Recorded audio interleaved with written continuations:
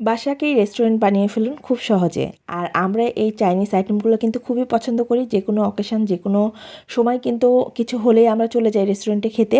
তো আমি আজকে খুব সহজে ঘরোয়া উপকরণে এই রেসিপিগুলো কীভাবে বাসায় বানাতে পারবেন সেটাই কিন্তু দেখানোর চেষ্টা করব।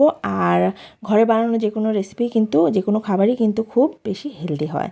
তো চলেন শুরু করি। আর এগুলো কীভাবে বানাবেন দেখতে হলে কিন্তু ভিডিওটা না টেনে A to Z দেখতে হবে। তো প্রথমে আমি এখানে একটা বোলের মধ্যে 1 কেজি গরুর মাংসকে চিকন স্লাইস করে কেটে নিয়েছি এবং খুব ভালো করে ধুয়ে পানি ঝরিয়ে নিয়েছি। 1 টেবিল চামচ দিয়ে দিলাম আদা বাটা, 1 টেবিল চামচ জিরা বাটা, আর 1 টেবিল চামচ দিয়ে দিব রসুন বাটা। ঠিক আছে, দিয়ে এগুলোকে এটার সাথে আমি অ্যাড করছি হাফ চামচের একটু বেশি গোলমরিচের গুঁড়া। তারপরে দিয়ে দিচ্ছি লাল মরিচের গুঁড়া, মানে শুকনো মরিচের গুঁড়া আমি এখানে 2 টেবিল চামচ দিচ্ছি, একটু ঝাল ঝাল হবে। হ্যাঁ, তো এখন এখানে লবণ দিয়ে দিচ্ছি স্বাদ অনুযায়ী। আর একটা মিডিয়াম সাইজের লেবুর হাফ অংশ চিপে যে রসটা হয় সেটা এখানে দিয়ে দিব পুরোটাই। দিয়ে দিচ্ছি হোয়াইট ভিনেগার, এটাও আমি কিন্তু 1.5 টেবিল চামচের মতো দিয়েছি। ভিনেগারটা অবশ্যই দিতে চেষ্টা করবেন, এটা কিন্তু মাংসকে টেন্ডার করে প্লাস জুসি রাখে অনেকক্ষণ ধরে।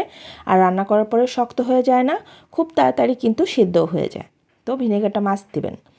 তো দিয়ে এটাকে ম্যারিনেট করে আমি রেখে দিব প্রায় 3 থেকে 4 ঘন্টার জন্য। এটা অবশ্যই ফ্রিজের নর্মাল চেম্বারে স্টোর করতে হবে। এখন পরবর্তী রান্নায় চলে যাচ্ছি। এখন এখানে আমি 2টা রেসিপি করব, সেটার জন্য মাংসের হাফ অংশ এখানে আমি নিয়ে নিয়েছি। আর এটা দিয়ে আমি আপনাদেরকে বিফ ক্যাশনাট সালাদ করে দেখাবো। সেম ওয়েতে কিন্তু আপনারা চিকেন দিয়েও চিকেন ক্যাশনাট সালাদ করতে পারেন। তো এই মাংসের মধ্যে আমি 2 টেবিল চামচের মতো দিয়ে দিচ্ছি কর্নফ্লাওয়ার, আর একটা ডিমকে ফেটে সেটার হাফ অংশ এখানে আমি দিয়ে দিচ্ছি। দিয়ে খুব ভালো করে মেখে নিব। কর্নফ্লাওয়ারটা দেওয়াতে উপরের লেয়ারটা কিন্তু একটু ক্রিস্পি হবে, খেতে খুব বেশি ভালো লাগবে। তো প্যানে তেল গরম করে নিয়েছি। এখন এখানে আমি 1 কাপের মতো ক্যাশনাট দিয়ে দিচ্ছি। ক্যাশনাট সালাদের কিন্তু মূল উপকরণই ক্যাশনাট, আমার কাছে তাই মনে হয়। তো এটা যত বাড়িয়ে দিবেন আমার মনে হয় খেতে বেশি ভালো লাগে। চাইলে কিন্তু একটু কমও দিতে পারেন, এটা আপনাদের ইচ্ছা। তো একটু লাইট ব্রাউন করে ভেজে আমি উঠিয়ে নিচ্ছি। বেশি কালার আনতে যাবেন না, তাহলে কিন্তু বাদামগুলো খেতে তিতা লাগবে পরে। তো ওই তেলের মধ্যেই এখন আমি যে মাংসগুলা ম্যারিনেট করে রেখেছিলাম এবং এটার মধ্যে কর্নফ্লাওয়ার দিয়ে রাখলাম, ওইগুলোকে ভেজে নিব। আর মিডিয়াম টু লোতে রেখেই চুলার হিটটা আমাকে এটা ভাজতে হবে, যাতে এই ভাজার সময় মাংসটা সেদ্ধ হয়ে যায়। তো 2 পাশটা উল্টে পাল্টে কিন্তু আমি ভেজে নিচ্ছি। ভাজা কিন্তু শেষ, আমি উঠিয়ে নিচ্ছি। এই প্যানের মধ্যে আমি স্কোয়ার করে কেটে রাখা পেঁয়াজ দিয়ে দিচ্ছি হাফ কাপের মতো। দিয়ে দিলাম হচ্ছে মরিচ কুচিটা অবশ্যই পরিমাণ মতো। আগেও যেহেতু আমার শুকনো মরিচ অ্যাড করা আছে, ওই অনুযায়ী আপনারা কিন্তু দিবেন। এখানে জুলিয়ান কাট করে রাখা যে গাজরগুলো আছে সেটা হাফ কাপ দিয়ে দিলাম। আর দিয়ে দিচ্ছি red bell pepper, yellow bell pepper আর সবুজ ক্যাপসিকাম। এগুলো সব মিলিয়ে আমার প্রায় 1.5 কাপের মতো দিয়েছি। এখন কিন্তু চুলার হিটটা আমার মিডিয়াম হাইতে আছে। আমি জাস্ট মিনিট 2 ভেজে নিব। বেশি সময় ভাজলে কিন্তু এগুলো খেতে ভালো লাগে না, একটু শক্ত শক্ত কাঁচা থাকলে কিন্তু খেতে বেশি ভালো লাগবে।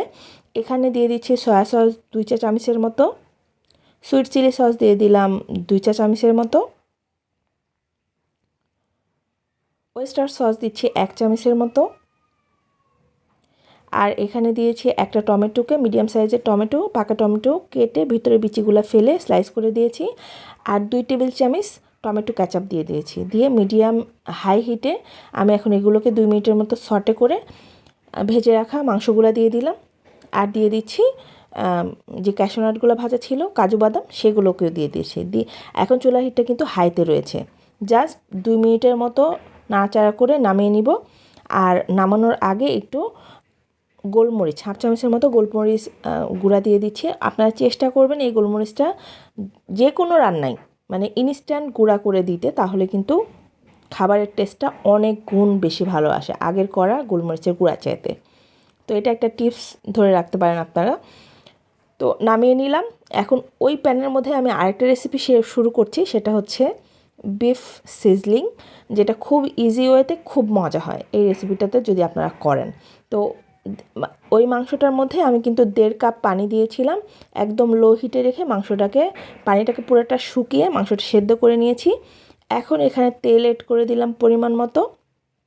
তেলটা একটু গরম হয়ে গেলে এখানে 2-3টা পেঁয়াজকে আমি একটু মোটা করে কেটে দিয়ে দিয়েছি হচ্ছে কাঁচামরিচ কুচি। এটাও বললাম পরিমাণ অনুযায়ী, যে যেরকম ঝাল খেতে পছন্দ করেন ওই অনুযায়ী দিবেন। আরও মিনিট 5 মিডিয়াম হিটে আমি এই মাংসগুলোকে ভেজে নিচ্ছি তেলের সাথে। তেল থেকে সম্পূর্ণ পানি শুকিয়ে যাওয়ার পরে এখানে অ্যাড করতে হবে হচ্ছে সয়া সস আমি এখানে দিয়েছি 2.5 টেবিল চামচের মতো। দিয়ে দিলাম হচ্ছে সুইট চিলি সসও আমি 1.5 টেবিল চামচের মতো দিয়েছি। আর ওয়েস্টার সস 1 চামচের একটু বেশি দিয়েছি। টমেটো কেচাপ দিয়ে দিয়েছি 2 টেবিল চামচের মতো। দিয়ে এগুলোকে একটু ভালো করে ভেজে নেওয়া হয়ে গেলে এখানে আমি দিয়ে দিব হচ্ছে টমেটো, একটা মিডিয়াম সাইজের বিচি ছাড়া স্লাইস করে দিয়েছি, আর red bell pepper, yellow bell pepper আর সবুজ ক্যাপসিকাম সবগুলো একসাথে দিয়ে আমি আরও মিনিট 5 হাই হিটে একটু ভেজে নিব। ভাজা হয়ে গেলে এটাকে একটা সাইডে নামিয়ে রাখবো এবং পরবর্তী যে স্টেপটা সেটা ফলো করছি। একটা সিজলিং প্যান তো আমার কাছে নাই, বাসায় যে প্যানটা ছিল সেটার মধ্যেই আমি বাটার দিয়ে দিলাম 1 টেবিল চামচের মতো, লো হিটে একটু গলিয়ে নিয়েছি। এরপরে চুলার হিটটা হাই করে দিয়ে এটার পুরে আমি কিন্তু যে মাংসটা আগে রান্না করে রাখলাম সেটা দিয়ে দিচ্ছি, বিফ দিয়ে এখন হাই হিটে এটাকে মিনিট 2-3 জাস্ট একটু ফুটিয়ে নিব। নাড়াচাড়া করার কোনো দরকার নেই, জাস্ট ফ্লেভারটা মাংসের মধ্যে গেলেই হবে। এই তো আমার কিন্তু রান্না অলমোস্ট ডান। এটা নামিয়ে ফেললে কিন্তু খুবই মজার একটা বিফ সিজলিং রেডি হয়ে যাবে। তো দেখলেন তো কত সহজ উপকরণে কত তাড়াতাড়ি করা যায়। আপনারা একটাবার এই রেসিপিতে এগুলো ট্রাই করে দেখবেন কতটা মজা হয়। আর আমি আপনাদেরকে একটু সার্ভ করেও দেখাচ্ছি। এই আইটেমগুলো কিন্তু আমাদের সবারই অনেক বেশি পছন্দ। তো বাসায় যদি খুব সহজে বানাতে পারি তাহলে রেস্টুরেন্টে কেন যাব। তো আমি কিন্তু এই রেসিপিগুলো সার্ভ করব হচ্ছে আপনার ফ্রাইড রাইসের সাথে। তো ফ্রাইড রাইসের রেসিপিটা আমি এখানে দিচ্ছি না, কারণ ভিডিওটা অনেক বেশি লং হয়ে যাবে। আর সাথে কিন্তু আরও একটা মোস্ট ডিলিশিয়াস একটা রেসিপি থাকবে, সেটা হচ্ছে চিলি চিকেন। সেটা রেসিপি কিন্তু আমি এখানে অ্যাড করিনি। আপনারা যদি দেখতে চান আমাকে অবশ্যই কমেন্ট করবেন, আমি অন্য কোনো ভিডিওতে আপনার জন্য শেয়ার করব। সেই পর্যন্ত সবাই ভালো থাকেন, সুস্থ থাকেন। আমার ভিডিওটা যদি আপনাদের পছন্দ হয় প্লিজ একটা লাইক কমেন্ট শেয়ার করবেন, আমাকে সাপোর্ট করবেন। আপনাদেরকে অনেক অনেক ধন্যবাদ। ভালো থাকবেন। আল্লাহ হাফেজ।